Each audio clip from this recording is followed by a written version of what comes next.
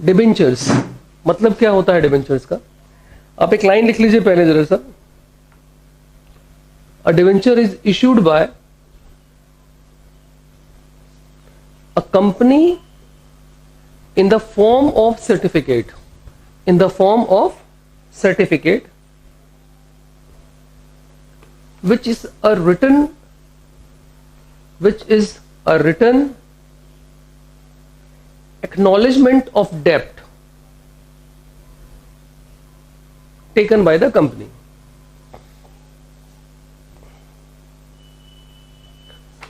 तो सबसे पहला जो उसमें आपने पॉइंट समझा वो क्या था कि एक एक्नॉलेजमेंट किस चीज का?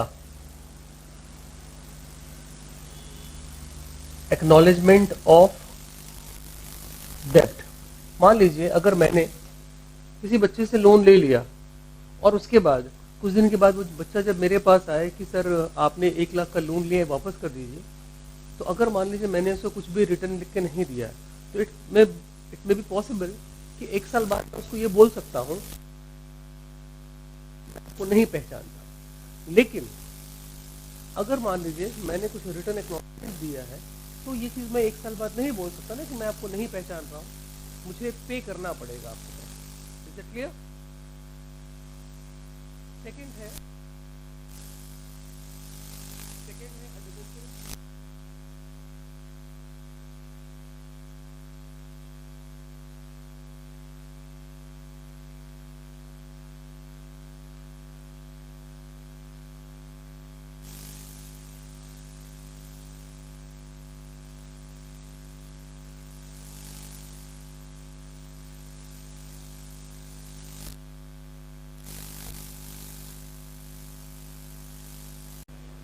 पहला है डिबेंचर का मतलब कि एक्नॉलेजमेंट ऑफ डेब्ट। Second, under the seal of the company. Third लिखिए, it contains a contract for repayment of principal sum at a specified date. जब ये वापस करेंगे तो उसका एक स्पेसिफाइड डेट जो है उसमें मेंशन रहेगा। Next,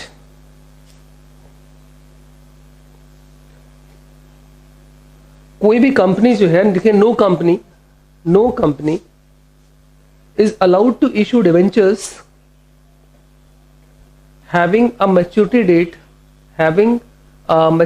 date of more than 10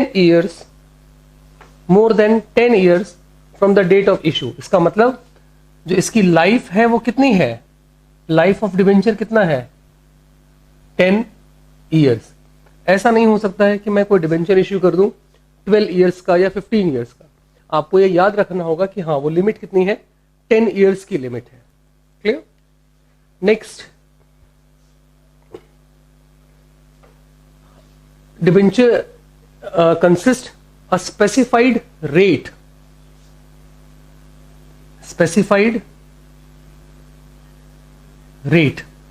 ऐसा नहीं हो सकता है कि आज मैंने आपसे लोन ले लिया है, मैंने कह दिया है कि मैं आपको कुछ इंटरेस्ट दूंगा। कुछ का क्या मतलब होता है? I will have to mention that specified rate and that is called coupon rate. That specified rate is what?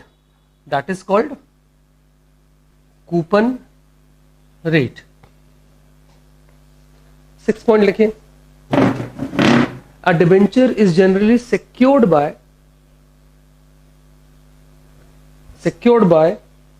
a charge on the assets of a company। Secured by charge on assets of a company। Secured by charge on assets of a company। मतलब इसका क्या हुआ? आपने अगर debenture, मैंने अगर मान लीजिए आपसे डिवेंचर ले लिया है तो जितनी भी मेरी असेट्स हैं उसके ऊपर वो जो डिवेंचर का अमाउंट है वो सिक्योर्ड है। मतलब कहने का कि मैं आपके बिना कंसेंट के मैं उस असेट्स को बेच नहीं सकता। क्लियर?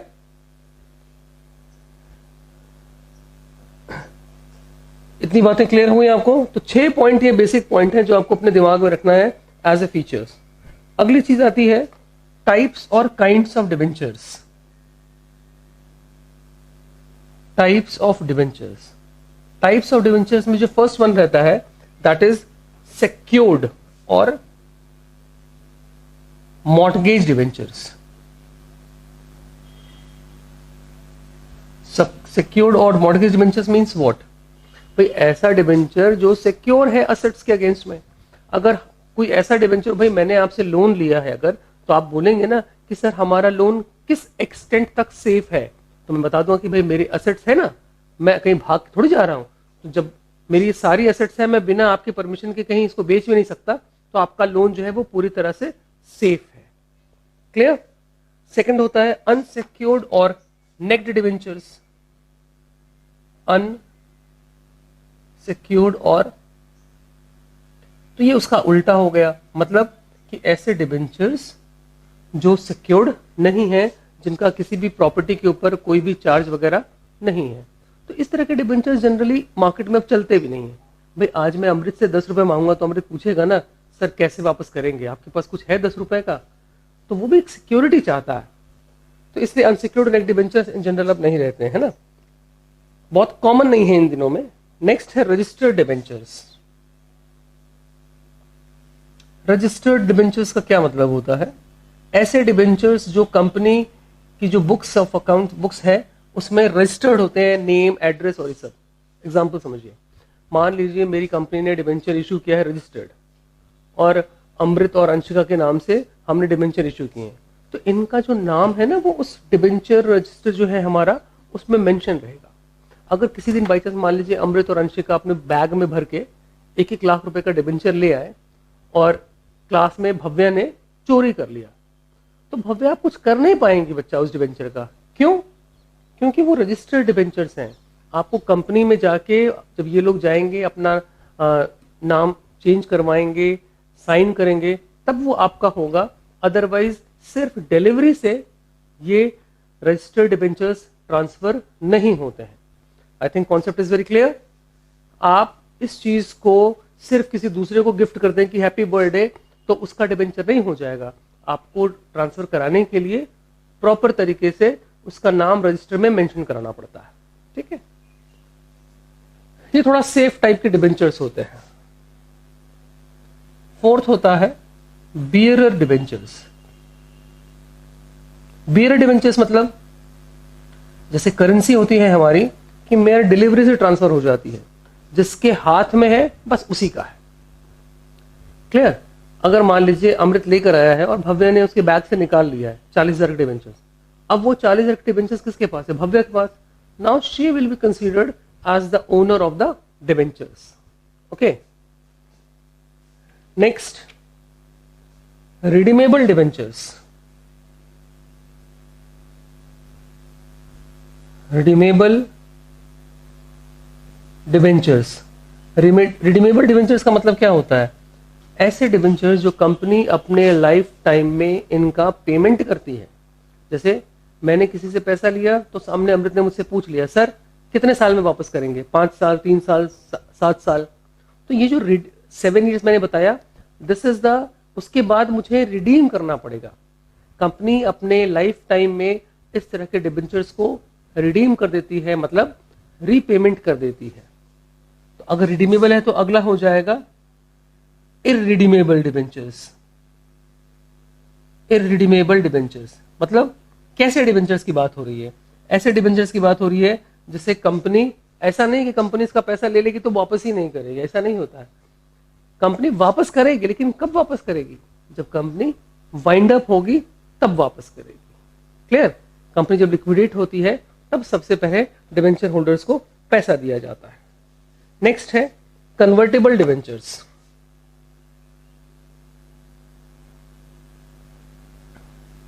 कन्वर्टेबल डिबेंचर्स का मतलब होता है एक स्पेसिफाइड पीरियड के बाद अगर आपको लगता है कि यार हमने डिबेंचर में पैसा मतलब गलत डाल दिया, हमको तो शेयर से पैसा लगाना चाहिए था, ठीक है, अच्छा ऐसा क्यों लगता है? आपको पता है कि डिबेंचर्स में जिसमें आपने पैसा लगा है, मान लीजिए आपको 8% इंटरेस्ट मिल रहा है, 1 लाख आपने इन्वेस्ट किया है और आपको 8% इंटरेस्ट मिल रहा है। आपका दूसरा है उसने शेयर्स में पैसा लगाया है, 1 लाख लगाया है और उसको 12% मिल रहा है, तो आपको लगेगा ना कि अरे हमने क्या किया, हमने भी 1 लाख लगाया, उसने भी 1 लाख लगाया, उसको हमको 8 मिल रहा है उसको 12 मिल रहा है, तो आप कोशिश करेंगे ना कि हम थोड़ा स्विच कर जाए। अब तो उस कंडीशन में अगर आपके कन्वर्टेबल डिवेंचर्स हैं तो आप इसको स्विच करके विद इन 36 मंथ्स, ये इंपॉर्टेंट है time period, with in 3 years आप इसे कन्वर्ट कर सकते हैं शेयर्स में। क्लियर? नेक्स्ट है कन्वर्टेबल डिवेंचर्स, तो अगला क्या हो जाएगा, नॉन कन्वर्टेबल डिवेंचर्स, है ना। तो नॉन कन्वर्टेबल डिवेंचर्स में क्या हो जाएगा कि आप उसको कन्वर्ट नहीं करा पाएंगे। तो ये इतने डिवेंचर्स के डिफरेंट टाइप्स हैं। इसके अलावा 2 और होते हैं, बुक में नहीं दिया है। एक होता है पार्टिसिपेशन और एक होता है नॉन पार्टिसिपेशन। पार्टिसिपेशन का मतलब होता है कि आप जो कंपनीज की जो मीटिंग्स वगैरह है आप उसमें थोड़ा बहुत पार्टिसिपेट कर पाएंगे, और नॉन पार्टिसिपेशन में आप नहीं कर पाएंगे। क्लियर? तो ये सारी डिफरेंट टाइप्स ऑफ डिवेंचर्स हो गए। क्वेश्चन नंबर फर्स्ट में 2000 की एप्लीकेशन है, सॉरी हमने 2000 शेयर डिवेंचर्स इशू किए हैं और एप्लीकेशन आ गई है 3000 की। अब क्वेश्चन में बोला है जिसने 1600 मांगा है, हमने उसको फुल डिवेंचर्स अलॉट किए। जिसने 600 मांगा है हमने उसको 400 अलॉट किए और रेस्ट को हमने वापस कर दिए। तो बात ये आती है कि रेस्ट कितने हैं, भाई हमें पता है कि 3000 की एप्लीकेशन है, तो 16 6 22 और यहां पर 800, इसको हमने निल दिया। भाई हम 2000 से ज्यादा तो इशू ही नहीं कर सकते, हम तो अलॉट ही नहीं कर सकते, है ना, क्योंकि हमने उतना ही इशू किया है। अब आप देखिए सबसे पहले क्वेश्चन में आप जब एंट्री पास करेंगे तो बैंक अकाउंट डेबिट टू, एक परसेंटेज कोट किया गया है 15%। अब कुछ बच्चे क्या करते हैं कि 15% कैलकुलेट करके निकाल देते हैं, कोई मतलब नहीं है आपके लिए। आप बस खाली यहां पे मेंशन करेंगे 15% डिवेंचर एप्लीकेशन। बच्चा 3000 की एप्लीकेशन आई है और एप्लीकेशन का रेट कितना है 25, तो 3000 का 25 से मल्टीप्लाई करें हम, कितना हो गया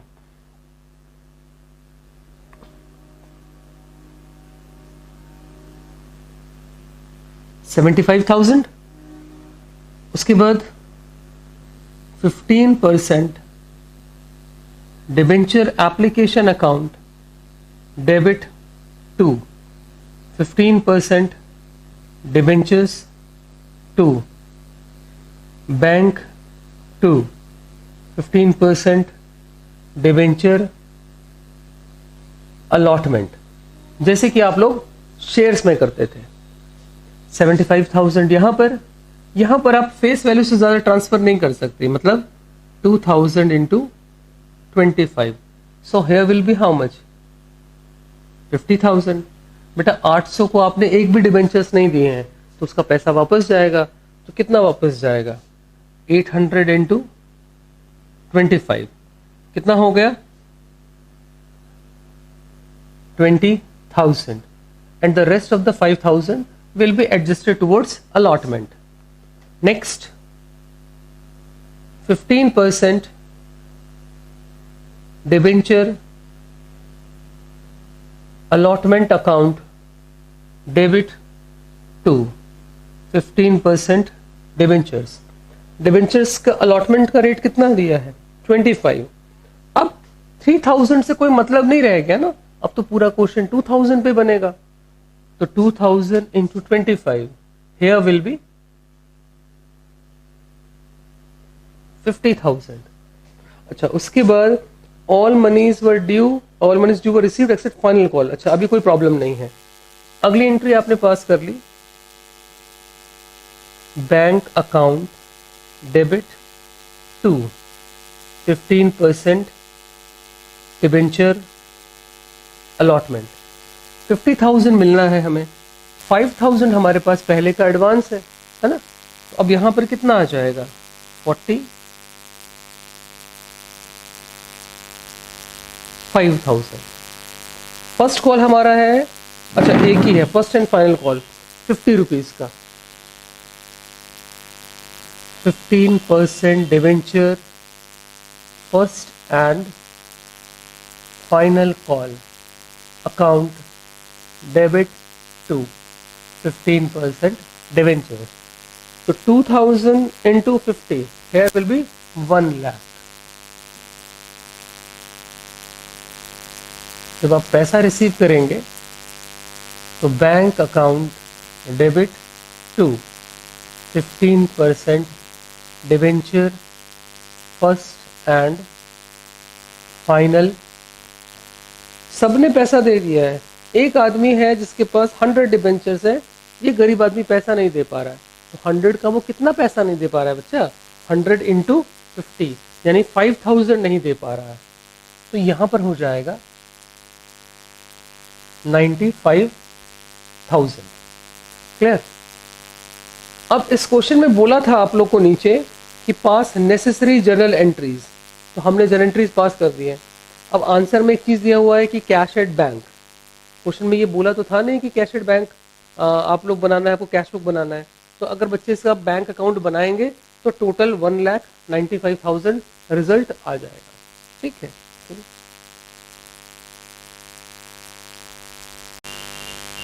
नेक्स्ट टॉपिक है debenture issued at premium. Shares में ये कॉन्सेप्ट होता था कि हम लोग सिर्फ दो तरह से शेयर्स इशू कर पाते थे, पार पे और प्रीमियम पे. यहाँ पर तीन होता है, पार, प्रीमियम और डिस्काउंट. तो अगला है प्रीमियम पर. सनफ्लावर लिमिटेड ने इशू किया है 40 lakh debentures, 200 each at a premium of 6%, payable 80 on application and 132 on allotment.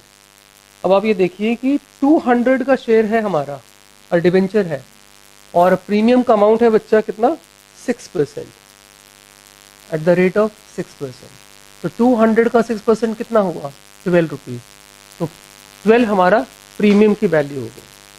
Now the first entry will be bank account debit to this is 8% debentures application. 40 lakh shares हैं. आप 40 लाख का 80 से multiply करेंगे तो total कितना हो जाएगा? 40 लाख का 80 से मल्टीप्लाई करिए, will be how much? 32 crore.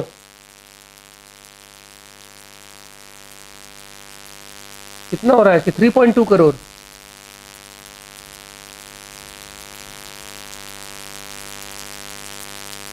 Three point 2 crore हो रहा है. मल्टीप्लाई करके देखिए कितना आ रहा है. नेक्स्ट है 8% डिवेंचर्स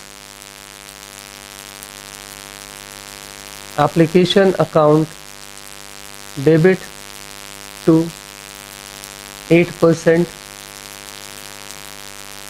डिवेंचर्स. ये हो जाएगा 32 करोड़. ओके, 32 करोड़. उसके बाद अगली entry 8% debentures allotment account debit to 8% debentures और 2 सिक्योरिटीज प्रीमियम रिजर्व. अब आपको देखिए अलॉटमेंट में मेरा बच्चा 132 है बेटा, इसमें 12 आप अलग कर दीजिए, 120 अलग कर दीजिए, है ना. तो 120 का आप मल्टीप्लाई करेंगे 40 लाख से तो ये टोटल कितना हो जाएगा? 48 करोड़. और 12 का मल्टीप्लाई करेंगे 40 लाख से तो ये कितना हो जाएगा? 4.8 करोड़. ये हो जाएगा 48 4 52.8 करोड़, है ना. अच्छा, उसके बाद कोई भी प्रॉब्लम वाली बात नहीं है कि पैसा हमको डिफॉल्ट हो रहा है, कोई ऐसा कुछ भी नहीं है.